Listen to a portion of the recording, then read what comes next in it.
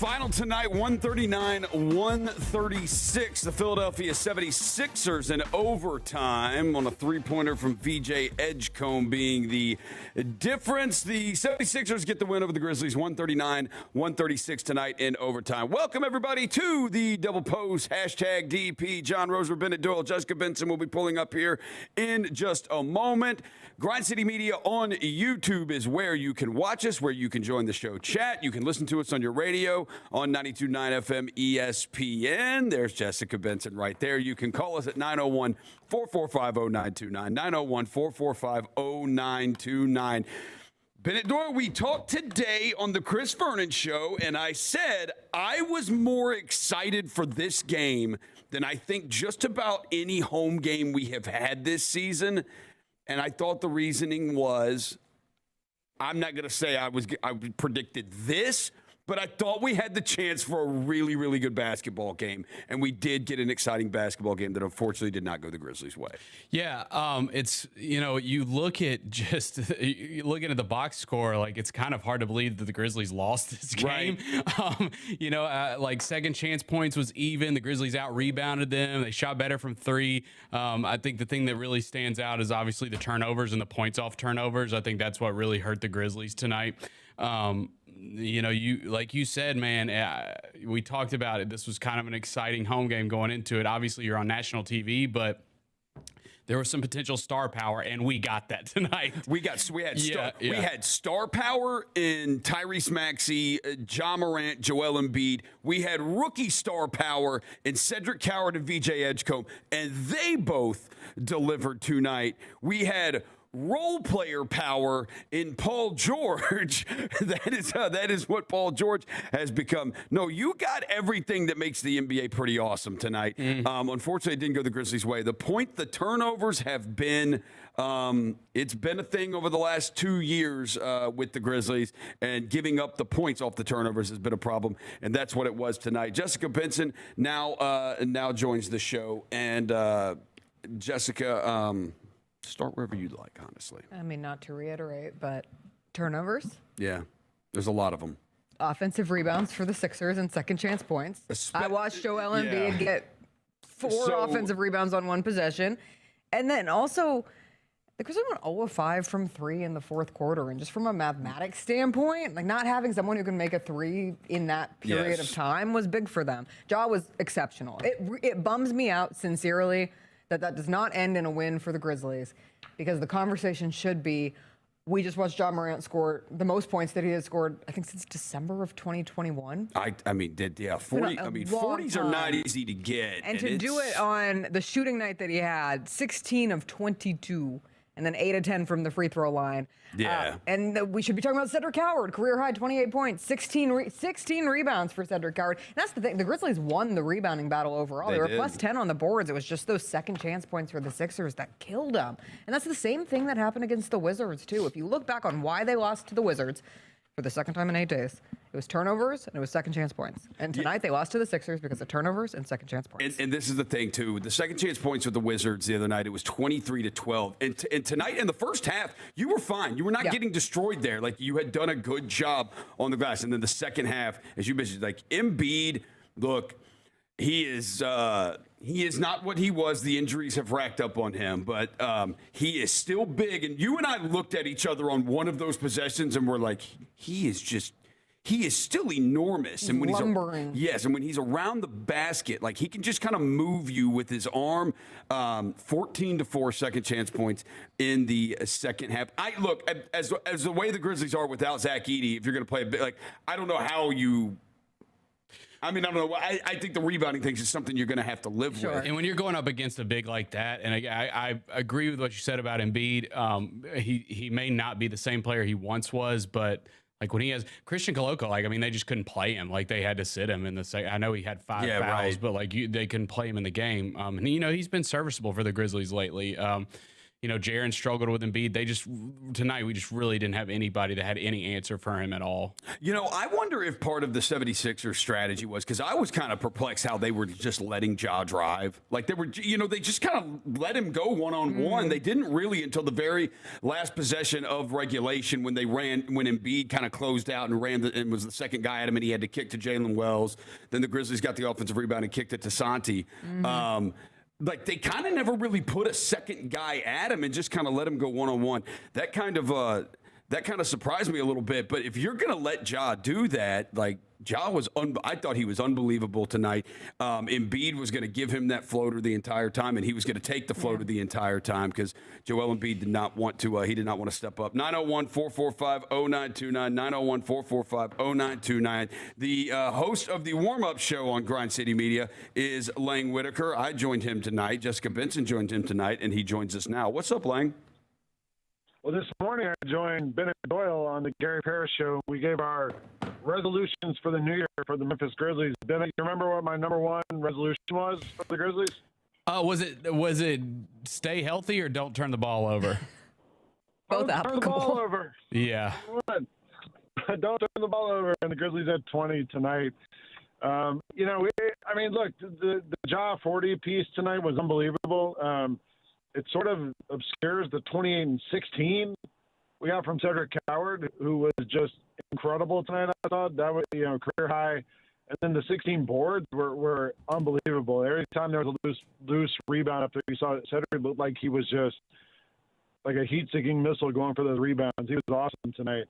The notes I wrote down on my thing, Koloko got the start, and then like 2 minutes later sprinted to the locker room. I think he lost a contact. That was kind of weird. Yeah, that's what Brevin said. Yeah, that's what Brevin tweeted out, that it looked like he lost a contact.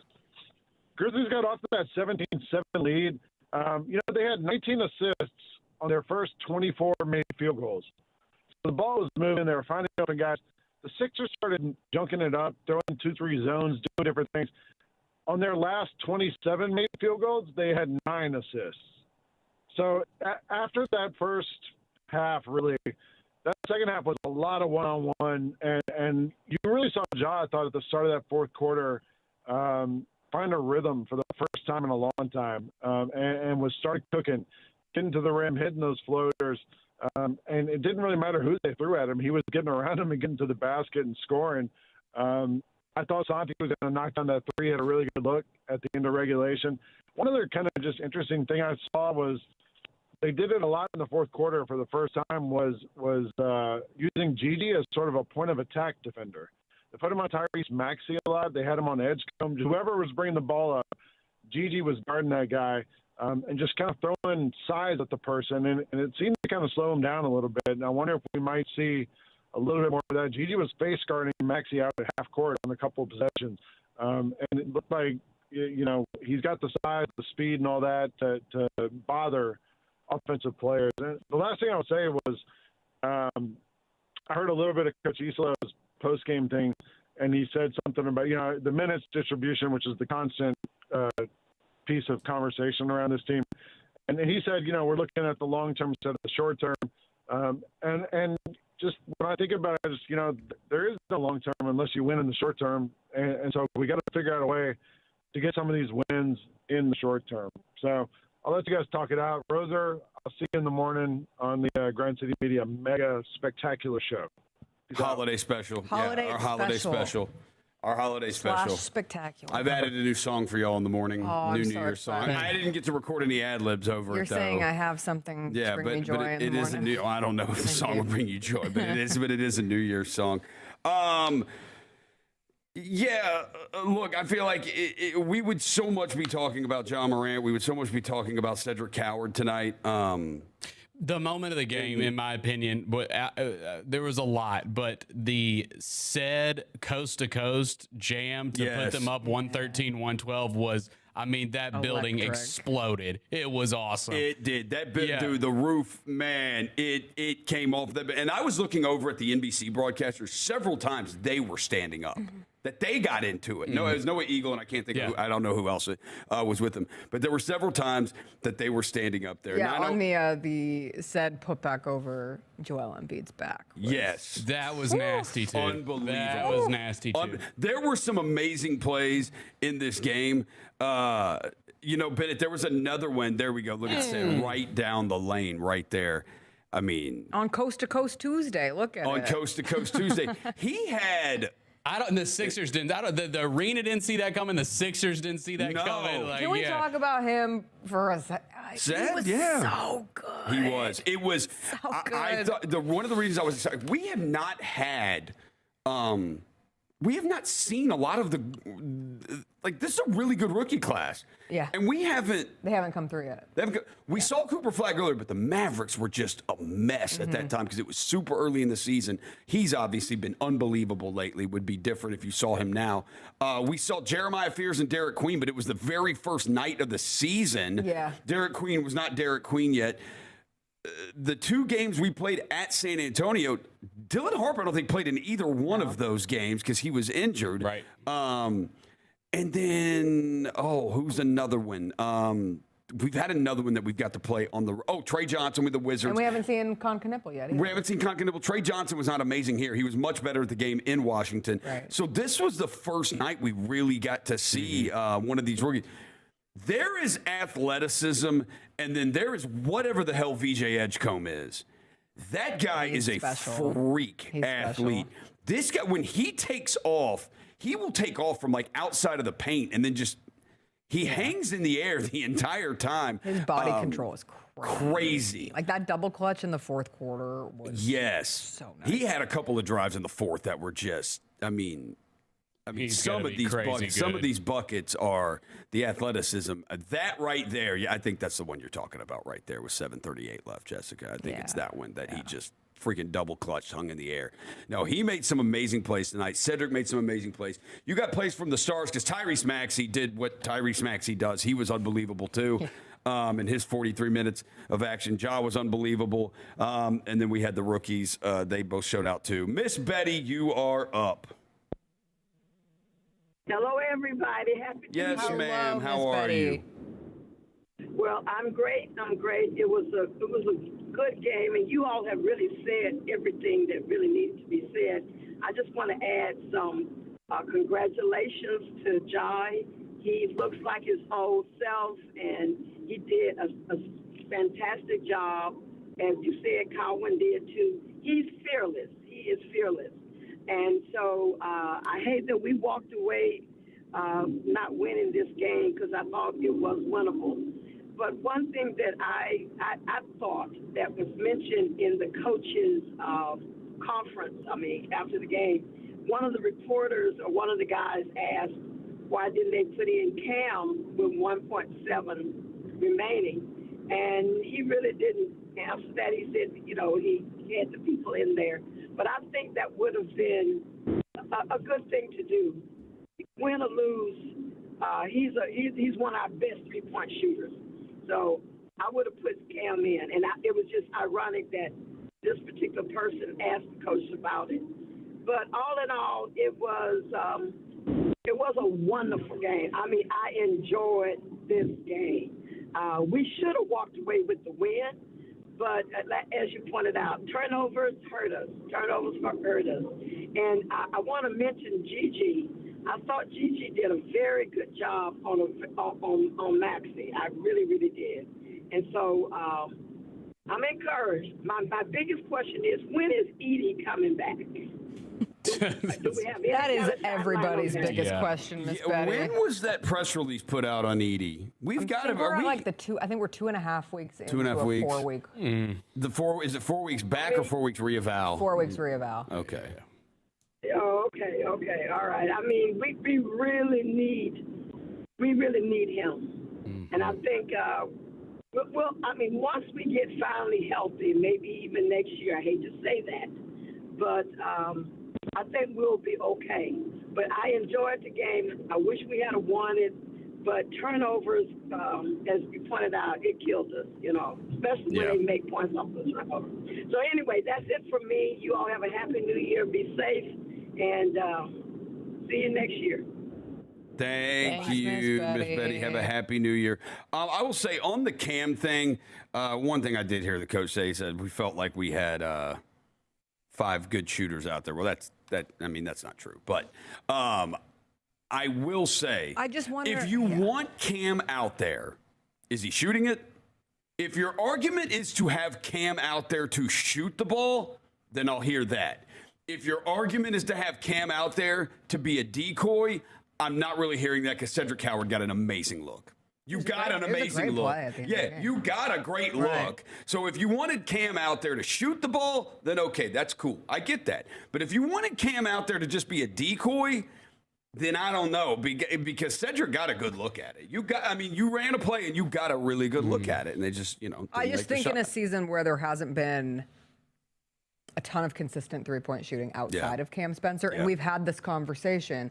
If the Grizzlies are in a tight game, we started talking about this far before Cam Spencer asserted himself as a regular in the rotation, and it was early where we said, I think you have to put in Cam Spencer, and this was really the first opportunity to see if Cam Spencer was going to be that guy to get the shot. And I understand rolling with your starters and coming off of the last game where the lineup of John Cam on the defensive side, but again, it's one offensive possession. And at that point, he's cold. So then, and someone said, well, Cam Spencer's always hot, which I get it. Yeah. And he always wants to take that shot.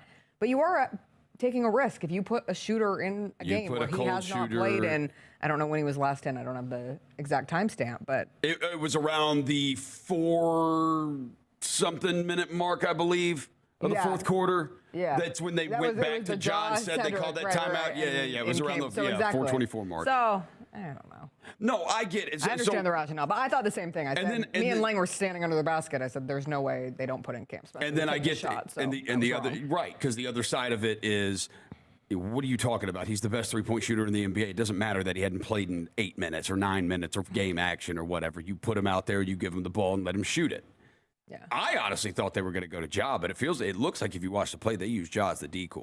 Ja was running across everybody, and everyone's eyes went to Ja, and boom, it popped said wide open for that three. Yeah, Ja came all the way around the top of the key. And you see Ja. I mean, Ja took like 3 guys with him. Embiid and was it Edgecombe and somebody else. He took them all with him there. 901-445-0929. Amy, you're up. Hello, Amy. Amy going once. Amy going twice. Dave. Hello, Dave. You're up. Hey, guys.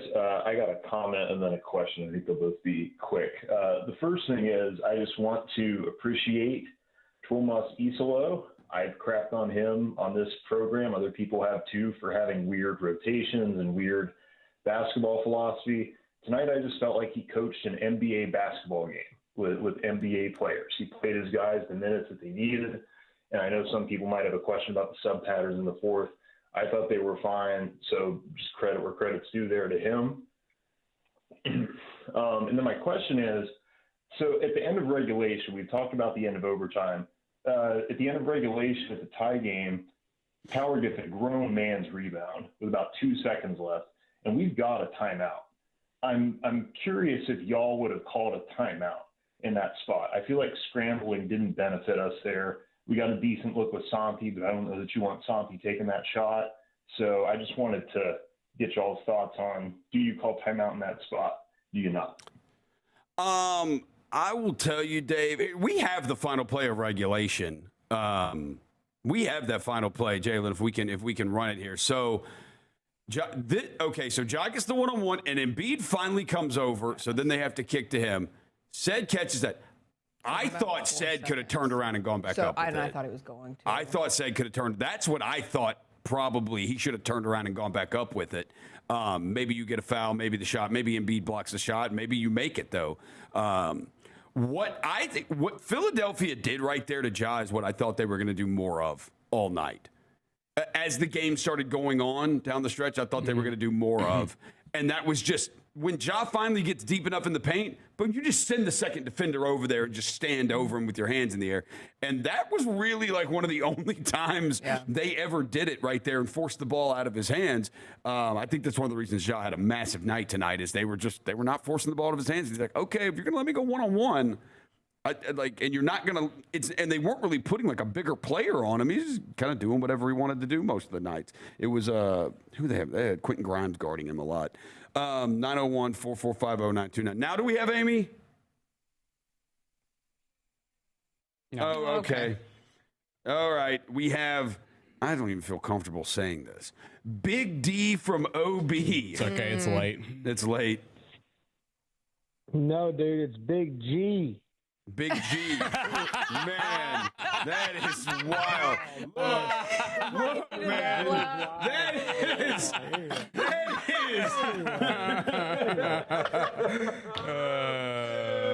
Oh, hell. Wes, come on, man. So first of all, I'm optimistic, man. Big G, what Big you G, got? what's up? This looks like everything's kind of rolling. I mean, dude, it's,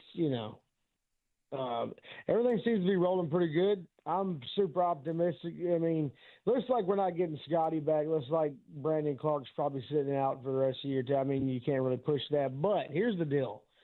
And I'm going to sound kind of like Captain Obvious here a little bit, but I'm ready to see Ty out there, dude. I want to see us being able to space the floor more than we already are, because the thing is if you got Cam, you got Cedric, you got Wells, you got Ty Jerome.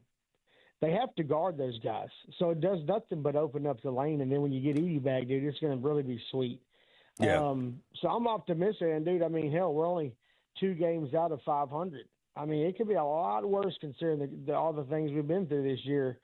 So then, I don't know if I mentioned Cam, but, you got 4 or 5 shooters right there that's going to do nothing but open up everything for Ja and for the pick and rolls for Edie. And, like I say, I'm optimistic, man. We had Edie tonight. This game, we could have really maybe put 10 points on him. And another thing, too, I'm okay with Cedric taking that shot. I'm okay with Aldama taking that shot. Just didn't fall. Just kind of is what it is. But anyway, man, happy New Year to you guys. As always, y'all rock stars. Y'all do a good job with this, and appreciate it.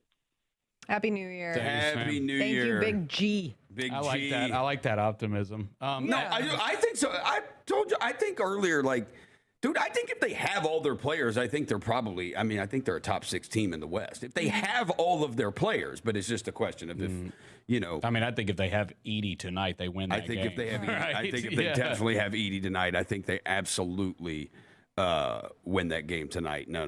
That is for sure. 901-445-0929. And I think Santi got a good look there. He did. Even when Ced kicked out to him, he had a good look. They got I had no looks. issue with any of the final shots. I just thought that it would be Cam Spencer. That's the only. No, and that's I wanted to ask you guys. Ja was obviously frustrated with the officiating tonight. That could have gone one of two was ways. frustrated. That could have gone one of two ways. We were right next to each other talking about it. There's one where he got really upset. Yes. And they were like, dude, this is going to go one of two ways. I said it to the Bet good, but it went at the that good exact way. moment. It went the good way. JB said that to me. He got pissed off and got better. Yeah. Yeah. I said he's either about to go the bleep off, or he's going to be so frustrated. Did he come out of the timeout and get the 3-point play immediately after? I believe was that's that right. It was some. It was either Yeah, that he or got it was the right and one after. to tie it at 110. I think I'm not sure how much Bill Kennedy loves Ja Morant. I'll just be honest. He loves the theatrics. But so I don't. Some of them I don't think are fouls. Ja does kind of play a little chaotic sometimes when he gets there, and it obviously works for him. And he's a little. Yeah. Wiry with a little, for sure with the arms. Yeah. But I think that where it loses me is other stars get those calls, man. They just do. They just do. When a guy is, again, he plays an above the rim game. He's kind of out of control sometimes, but it seems like every other play he's on his butt. And it's like, dude, you just see stars all around the league getting that whistle. So you're seeing referees that are like, I think it's probably fair. There might be some referees that don't like Ja. Jaren gets a bad whistle too. Yeah. Speaking, okay, so we do have more calls. We'll get to you guys, I promise. Did y'all notice on any of those final plays, like isn't the point of like, it felt like the Friday night game against Milwaukee, Ja and Jaren played so well together and played off of each other. And then we get down to these things at the end of and Jaren's just standing on the wing or standing in the corner. I'm like, why are they not setting, like, why are we running screen and roll with Ja and Jaren down the stretch at the end of these games? You know, at the end of that game tonight. On those final possessions, I'm like, isn't that something that will make them better? Mm-hmm. Yeah. Yes. Okay. All right, cool. Yes. Period. All right, we'll take one more caller, and then we're going to hit a break, and we'll come back and take I can't talk. The rest of you. Khalil, you're up. Jaren, you're up. Is it? Wait, Jackson what? Jr.? Jackson Jr.? Jaren, hello? Hello? Hello? Yeah, hello. What's up, man? This is Khalil. Oh, Khalil. Hey, what's up, man? Hey, what's up, guys? Roser, once again, as currently constructed, I'm a little bummed out. That's okay, man. We're here for you. I'm hopeful. I was there at the game. Had a good experience tonight. It's just one of those genuine experiences around the holiday. Was able to go to the game with my little cousin, and he's not so little, but close in age. And we sat there through the entire game. He was like, maybe we have to leave early because, he has to go to work early in the morning. And I was like, okay, we might leave. But that game kept us glued to our seats. Well, we were really out of our seats, but that game kept us in there. He looked at me when the clock hit zeros, and he was like, yeah, we staying for overtime. That was the most fun I've had being a fan in a while. It hadn't been like that in a while. I know it's a loss, but that was a experience that that's going in my mental checklist as one of the greatest games I've been to.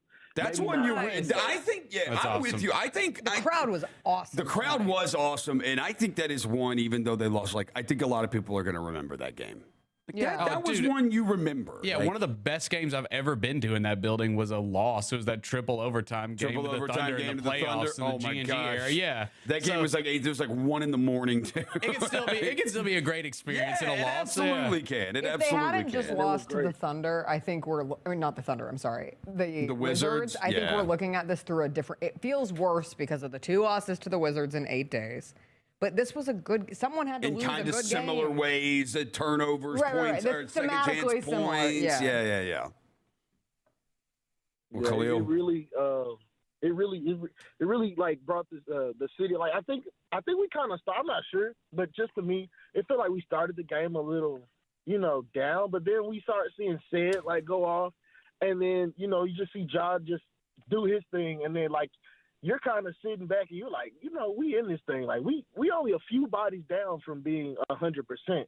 And a lot of us have had questions about the rotations, like callers have said before, about what should we do with this guy. I think we're just waiting on our team to get healthy. I think we're owed it. I know it's hard to say, but I think we're owed a healthy team. We've been down too long. This is going to stop. This too shall pass, as the Bible says. 2026. This too shall pass. I appreciate the call. Thank you, Khalil. I appreciate the positivity. On that note, we will take a break. When we come back, we'll take the rest of your calls because we got full phone lines. 901-445-0929. Double post. We're up late tonight. Grind City Media on YouTube, 92.9 ESPN on your radio. John Roser, Jessica Benson, Bennett Doyle. We'll be back after this. Hey Grizz fans, get up and get out with Grivet Outdoors, your Memphis outdoor and run specialty shop. From Viore and Patagonia to On, Hoka, New Balance, and Brooks, we've got the gear to keep you moving on and off the court. This is John Burgess from Charlie Burgess Rendezvous here to let you know how much we appreciate partnering with the Memphis Grizzlies each season as the official barbecue of the team. Join us in celebrating their 25th anniversary here in Memphis. When you're in the FedEx Forum, grab some barbecue nachos before taking your seat, or come down to the Rendezvous and join us in the basement to reminisce and make some new memories over a rack of ribs. And remember, we also ship overnight across the nation to enjoy while you're watching an away game. Visit hogsfly.com and go Grizzlies. Do you have an EMT, advanced EMT, or paramedic license? The Memphis Fire Department wants you. Visit joinmemphisfire.com to apply or to speak to a recruiter today. We'll give you all the details on exciting career options with the Memphis Fire Department. Benefits include up to 8 weeks of vacation and only 10 weeks of Fire Academy training with current EMT or paramedic license. Apply today at joinmemphisfire.com. Don't let pests invade your home this season. Give them the full court press by calling Cook's Pest Control. The experts at Cook's deliver a full lineup of pest control, from termites to mosquitoes, all year long. Trust the South's most trusted name in pest control for over 90 years to protect your home court. Make the winning play and call Cook's today. Looky, looky, looky, here comes Cookie Cook's Pest Control. Feeling crushed by burnout, addiction, anxiety, or depression? Got struggles you can't put into words? Home lost its warmth? Family needing a boost? Ignite your hope with Complete Care Family Psychiatry, where we're bold, unique, and making a difference. Our tight-knit caring team delivers vibrant, holistic care crafted just for you and your loved ones. CCFP is your slam dunk for mental wellness. Spark your peace today. Book now at ccfp.clinic and see how we treat you differently. It's time to get your new ride, and Gossett Hyundai South is the place to get your Hyundai on. Come check out our new showroom with less wait for service and get great deals like 2025 Hyundai Elantra SE, fresh edgy design, 41 MPG Highway, $287.56 a month. How about 2026 Hyundai Tucson SE SUV, comfort, safety, and tech, $323.95 a month, and 3-row SUV Santa Fe SE, $348.83 a month. 29 MPG Highway, or get 1.99 for 60 months available. And they all come with America's best 10-year, 100,000-mile powertrain limited warranty. That's Gossett Hyundai South, 2660 Mount Moriah, or online, HyundaiMountMoriah.com. If you want it, we Gossett and Gossett Motor Cars. Elantra SU 053407, MSRP 24430, Tucson TH 629951, MSRP 31760, Santa Fe TH 153662, MSRP 37280, includes all rebates and incentives, PF 895, excludes tax title and license. See dealer for complete details. Offer valid through end of the month with approved credit. Dealer stock only. Must finance through HMA. Not all customers will qualify. Orthopedic injuries can be unpredictable, unforeseen, and unscheduled, and Ortho South understands this better than anyone. Since your injuries don't make appointments, you don't need to either. That's because Ortho South welcomes walk-ins during the weekdays, in the evening, and even on Saturday. So next time an unforeseen injury makes an unscheduled appearance in your life, visit orthosouth.org to find your nearest urgent care location. Just walk in, and Ortho South will take care of everything, especially you. Learn more at orthosouth.org. That's Orthosouth at orthosouth.org. Has your hat been working overtime? Hair regrowth treatments through Hims can help. With doctor-trusted prescription ingredients like finasteride and minoxidil, you can see thicker hair in just 3 to 6 months, starting at $26 a month. Get started today at hims.com. This is WMFS-FM and HD1 Bar. WMFS, Memphis' sports station. Number one in the 901. 92.9 FM, ESPN, and Odyssey Sports Station.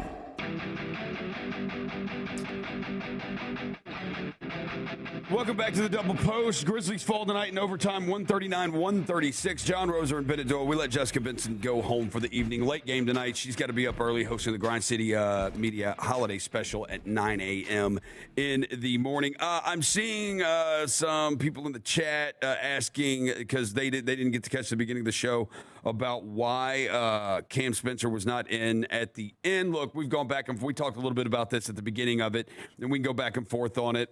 There's the argument that I would say that if you're going to have Cam in the game, it's going to be to take the shot. And if you want to say that, I totally understand that. It doesn't matter that he had been out, for 9-10 minutes or whatever it was. He came out like 4.5 minute mark of the fourth quarter and hadn't played again until that point. So if you thought Cam should be in the game because he's been the best 3-point shooter in the league and you need to go to him, then that I get that. If you wanted him to be a decoy, I don't really. I don't think it's as big of a deal because they got a good look. Like they got it because Cedric Howard got a great look. And I think there's something to like Ced and Ja were both cooking. Like I think you want one of those guys taking the shot. Because I thought they were going to go to Ja. I'm like, it's just you just give the ball to Ja. Maybe he'll hit one. He's 0 for 2 from 3, but like maybe he'll hit one. And Coach Isolo said after the game that they liked what they had out there. They liked the lineup that they had out there, and they thought they would get a good shot off of it. And they did get a good look at it. 901-445-0929. Jaron, you're up. Hey, how y'all guys doing? Hey, what's up, man? Hey, I felt that the energy was there. Great energy, great effort. I was kind of impressed with the energy and the effort. I thought we lost a little bit of momentum, in my opinion, like halfway through the third quarter when they subbed everybody out. I think they just kept Jalen Wells in and brought 4 new guys in. Seemed like we lost a little momentum, started turning the ball over, stopped scoring. They just looked like they weren't used to playing well together or whatnot. But overall, I think we put on a great show for the national televised audience. Cowards did a fantastic job. That rookie from Philly, VJ, hey, that guy came through when they needed him the most. I was so shocked that he was so wide open when he hit that 3. Dude, he is good, man. He's very good. And I also felt that Spencer should have been in the game. I thought that he should have been in like maybe a couple of minutes before the end of regulation, not just for that 1.7 seconds. I just opened up that floor, even if he took the shot or not. I thought that probably would have been a better offensive scheme to have toward the end of regulation. But overall, I felt that the guys played good. I was kind of impressed, and I'm waiting on Zach Edey to come back now. Yeah, for sure, man. Jaron, we appreciate the call. To his point in that third quarter, when they did put a lot of those bench guys in, the Grizzlies did have 5 turnovers in that third quarter. 4 of them were from the bench. 4 of them were from the bench there. But no, I think the ultimate thing is there are some things to look at. Like, I mean, there are things to like from this game. It's Ja's 3rd game back, and he had a 40-point game. Like, that's amazing. What's up? You're going to win games. I mean, you just are. If you can get if you can get him playing at that level for a long stretch of games, you're going to win games. I think it's going to happen. I think what the toughest thing about it is that we went through the December schedule, and we were like, this is the time that we can, that the Grizzlies can really take off is December, because the December schedule was pretty light. 1, 2, 3, 4, 5, 6, and they went 6 and 1, 2, 3, 4, 5, 6, and they went 6 and 6 in the month. Yeah. Because they got the 2 losses to the Wizards and the loss to the Jazz. And if you flip those around, January is a tough schedule. It is a more home-heavy schedule. You could have been looking at a 9-3 month. You could have been looking at a 9-3 month. They're going to play a lot of home games in January. Now, it's going to be against good teams, but you play more home games in January, way more than in February. And then you've got that weird stretch where you're going to play the 2 international games and have a little break. And so, they'll get some rest. Like, it's not just going to be constant back-to-backs. There's going to be a lot of games, but I think they're going to be able to find their breaks and hopefully be able to stay fresh through the month. You got 8 home games coming up in the month of January. We start with a back-to-back this Friday and Sunday in Los Angeles against the Lakers, and then we go San Antonio at home next Tuesday, and the Suns on a back-to-back on Wednesday, and then Oklahoma City. So, I mean, those are tough 3 home games right there. David, you're up. Hey, big boy. David? How's it going? Hey, what's up, man? It's been a while. Is the nickname catching on there, or is it stalled? Oh, no, we're still there. You're good. Okay. My question for yourself and Bennett is, about a month ago, the team was struggling and a lot of injuries and all that. What is your current overall view of the team? How's it going right now, and looking forward to the future? They're much more competitive. It's closer to 500. There's a lot more to be positive about now. Where do you see them going this season and just overall? I think they got to get guys healthy. Thanks for the call, David. I think they just got to get guys healthy. I mean, this group that played tonight, I would love to see what it looks like when you want to get KCP back. He did. He was out tonight. I did see him, out there getting some work in on the court pregame. Yeah. So I don't think he'll be out for long. No, that was something that was surprising. I mean, I know it was listed as out with hamstring soreness, but I think just with the fact, hamstring calves, you don't expect to see somebody really go through like a real workout that fast, and he was, which would lead you to believe it's not going to be a thing where he's out for a while. And that is someone that they need. We've been through the numbers. 11-4 the Grizzlies are when KCP scores double digits. And ever since he got inserted in that second unit's just been better. It has. It's been so, and you saw it on Sunday against the Wizards when he went out early in that game. Sure did. The second unit was not as good the rest of the game without him. Yeah, I think too, will we get Edie and Ty Jerome back this month? January. Yeah, right. I just think you insert those two guys into this group, and I think things can flip pretty drastically. I really want to see what that looks like. Yeah, I think we all do, man. Yeah, like we just praying we can get there. I know, because it was it's hard to say because it's just been. It was as soon as you got Ja back. As soon as you got Ja back, as soon as you got Edie back, you lost Ja. Right. Then you got Ja back, and you lost Edie. That's right. You lost BC. You lost BC. You lose KCP for a couple games. for a couple. So Hunter, you're up. Man, I'm echoing the positivity of the night. My guy Hunter right here. Man, my guy. This feeling that if there is continuity, what could it become?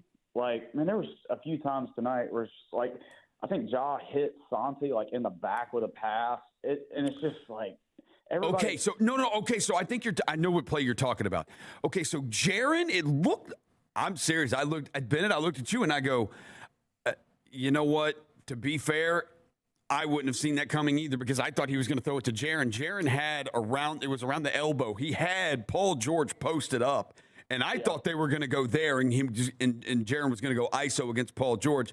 But Santi was cutting through the lane, and Ja threw it to Santi, and Santi did not see it coming. Yeah, I know the play you're talking about. Yeah, but therein it's just this. It's this continuity aspect of things, man. Growing up playing sports, you get really good playing alongside the same people over and over and over, and that has yet to happen. And the reason I'm so positive about tonight is because it's a tale of two ceilings on these teams. Kelly Oubre is not putting that team over the top in any way.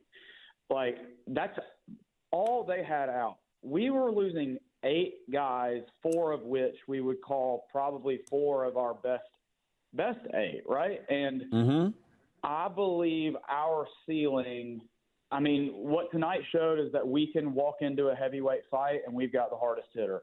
It's Ja.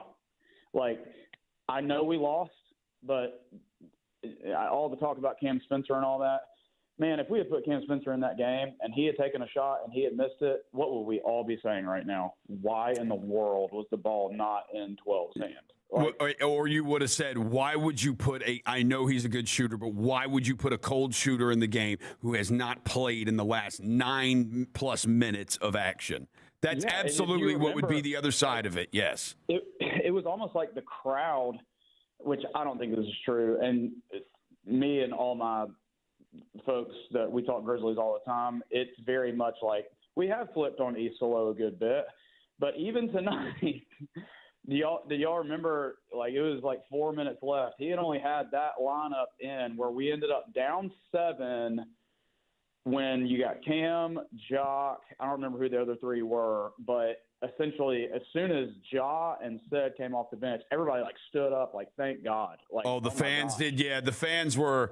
That was do you think that was a sarcastic stand-up round of applause a little bit? Thank you for putting these guys back in. I felt that a little bit. I think Tomas, if you can believe it, I think he knows more about basketball than all of us. I think he absolutely knows more. I think he absolutely knows more about basketball than all of us. Yes, I agree with that.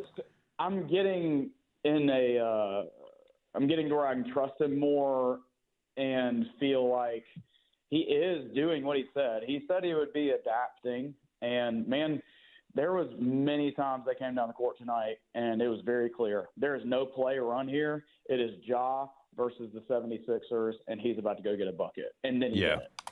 And I applaud that. That's what we all want. Put it in 12's hands, see what happens. I just think our ceiling is very high after watching tonight, and I'm glad potentially if we do get in a spot where we get into a playoff run, if somebody goes down, we have people back behind them now that have seen some real minutes. Because, man, I just think that, I mean, one thing, and I'll stop talking.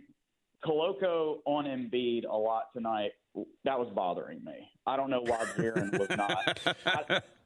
It felt like every time Embiid scored, but that's the whole ceiling thing. That guy is not going to shoot elbow jumpers if Zach Edey is in his face. He's not going to do it. Yeah. There's no way. No. So, appreciate it, man. Yeah. Hey, thanks, Hunter, man. Good to see you tonight, man. We appreciate the call. I think the thing there, so Koloko gets the 5 fouls. Right. I'm just calling it like it is. Like, if you put Jaren on him all night, like, I just think he gets in foul trouble. He gets in foul trouble if he's guarding him. Like, I think that was one of those. We're gonna let Koloko use all his fouls. I thought Koloko had some sneaky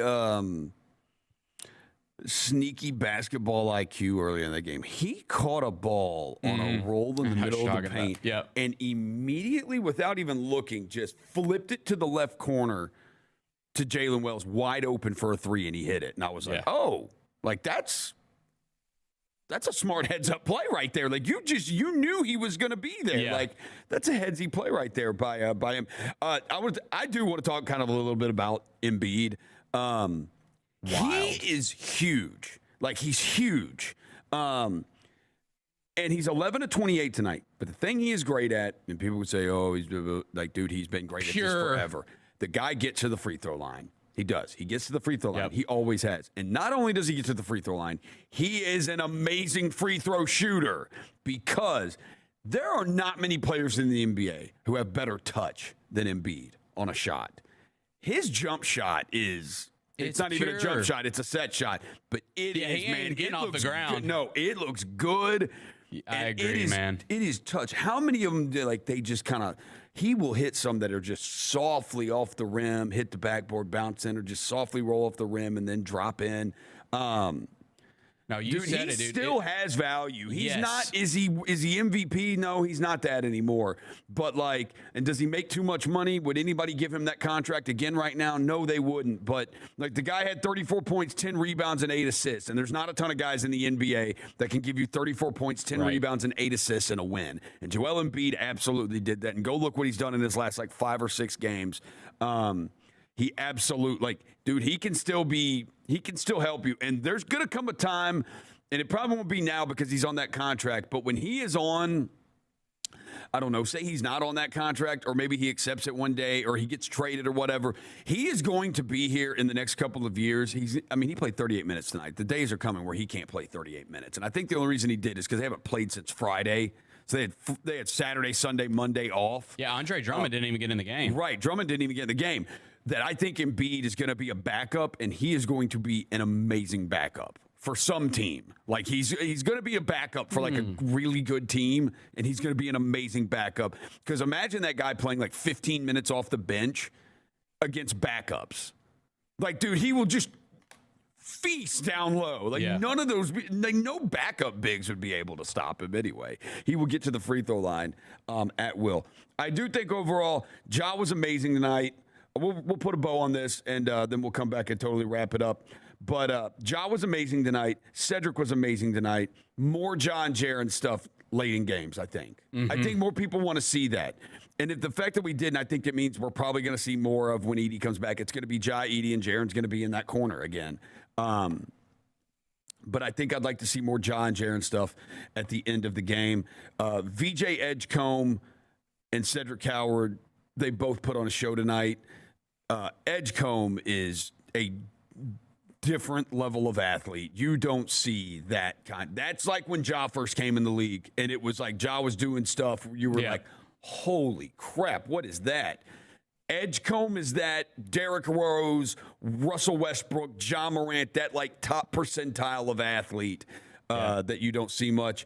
You mentioned like when me and you were talking off air about Cedric Howard, I think like I said, I think that he's going to become a better 3-point shooter, which is going to elevate his game more. And you said the ball handling, and ball handling and playmaking. Yeah, like if you can get, because remember when Dez first got here, he wasn't a good ball handler. And he got better and, was a guy that was running point for the Grizzlies, at times when Ja was out. So, can Ced get to that level? Like no one would say Desmond Bane's an amazing ball handler, but like, can Cedric Howard get to that level? Right. There were a lot of times where you could put Desmond Bane on the ball and have him run point. Yeah. Can Ced get to that level? Can he get higher than that level?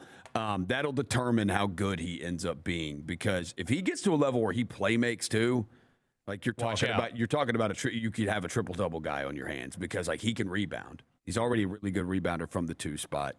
All right, we'll take one last call. Evan, what's up, man? John and Bennett, Evan Hayes on the mic. Good to talk to y'all again. What up, man? What's up, man? What's up, y'all? I wanted to call in. I wanted to get y'all opinion on this. Watching the game, we saw the power of the backcourts because of Edgecombe and Maxey, and of course our own backcourt of Ja and Ced.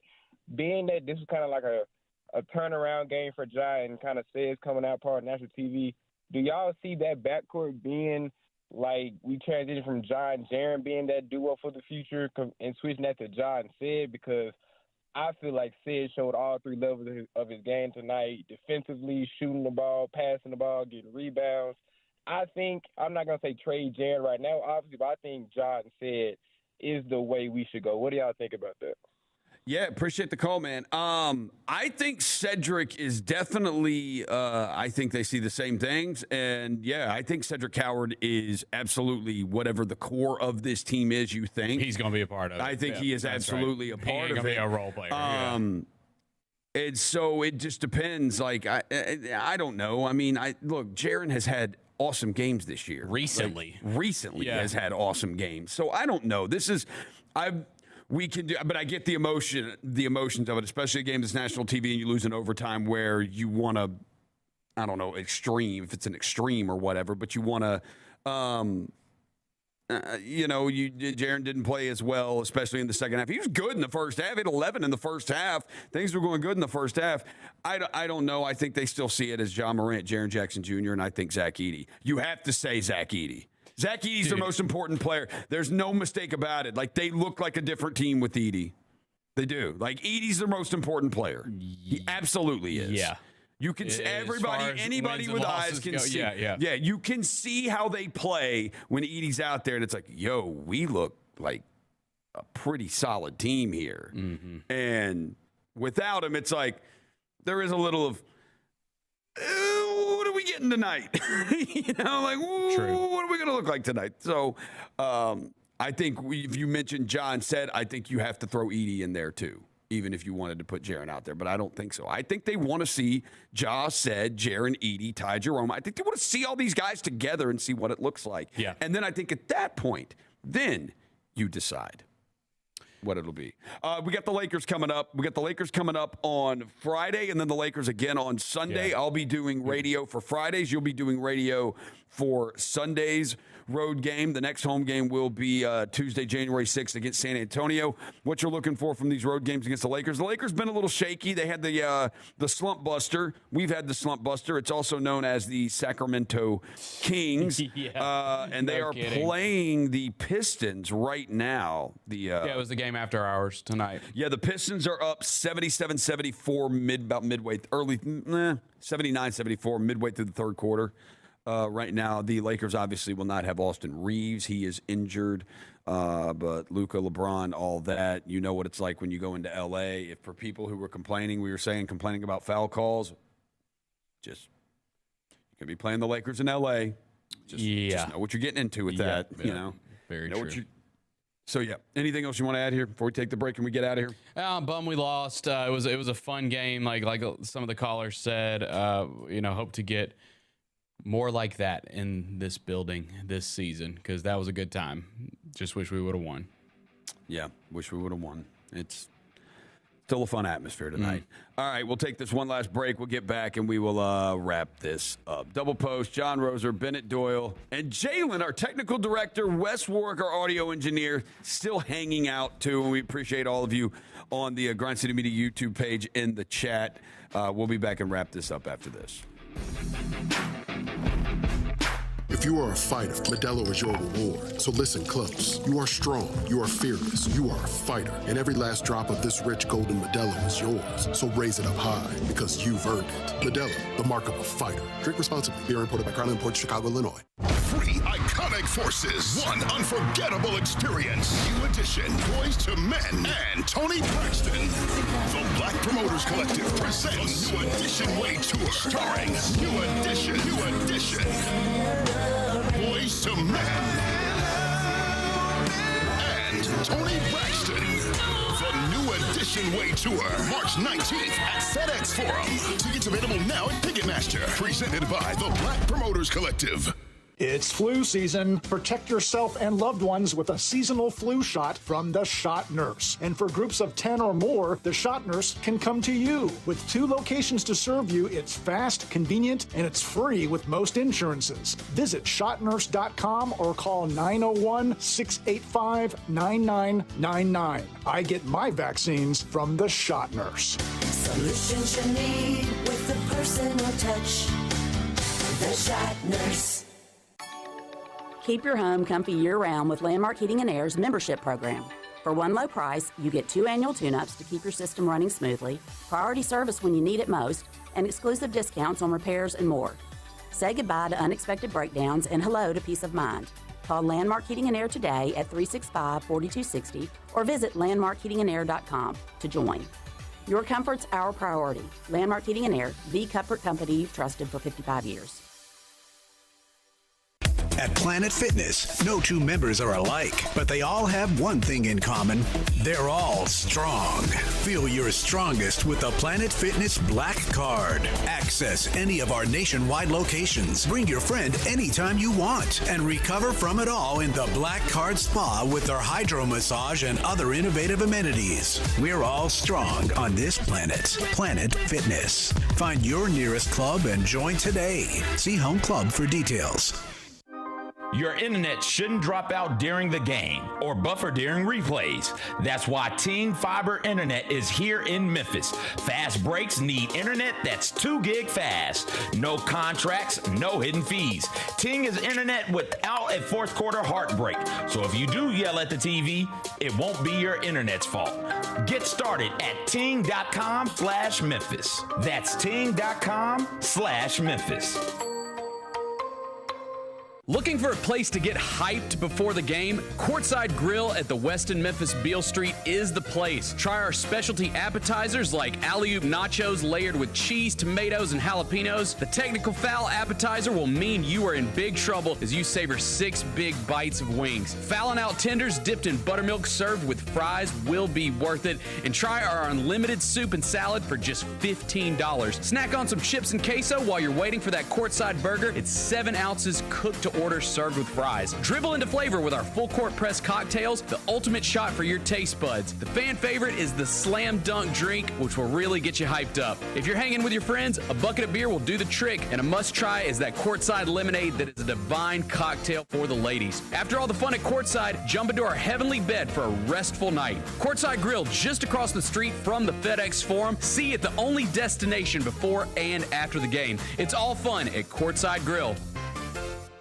Give them what they really want. The gift of blockbuster movies with gift cards from Malco Theaters. Malco gift cards and our new gourmet popcorn are the perfect gifts for making memories this holiday season. Shop online at Malco.com or in the app. Happy holidays from Malco Theaters.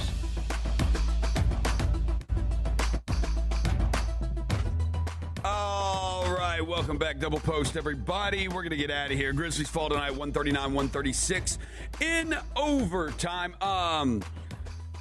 Tune in tomorrow morning, Grind City Media Holiday Special. Grind City Media on YouTube, on X. Go to @Grind City Media on X, and you can watch the Holiday Special live. Starts at 9 a.m. with Jessica Benson, Devin Walker, and I think CJ Hurt. And then after that, I think it's me and CJ and Lang Whitaker. So the show's it'll be like from 9 to like 11:30 on New Year's Eve. That's going to do it for us tonight. Thank you, Eric Hasseltine and Elliot Perry called the game on the radio. Our studio engineer is Wes Warwick. Our Grizzlies Vice President of Broadcast and Productions, John Pugliese. Director of Broadcasting is Scott Zachary. Brad Carson's the brain manager at 92.9 FM ESPN. That's the flagship home of the Memphis Grizzlies. Their general manager is Nicole Hartman. The parent company is Odyssey. Our technical director tonight, my man, Jalen Wallace. Our next radio broadcast Friday night when the Grizzlies visit the Los Angeles Lakers. Tip-off scheduled for 9:30. I am on the air at 9 o'clock. And the next double post will be next Tuesday against the San Antonio Spurs on January 6th. For Jessica Benson and for Bennett Doyle, thank you to everybody out there. Please have a wonderful and safe. Please be safe. Happy New Year, everybody. Peace.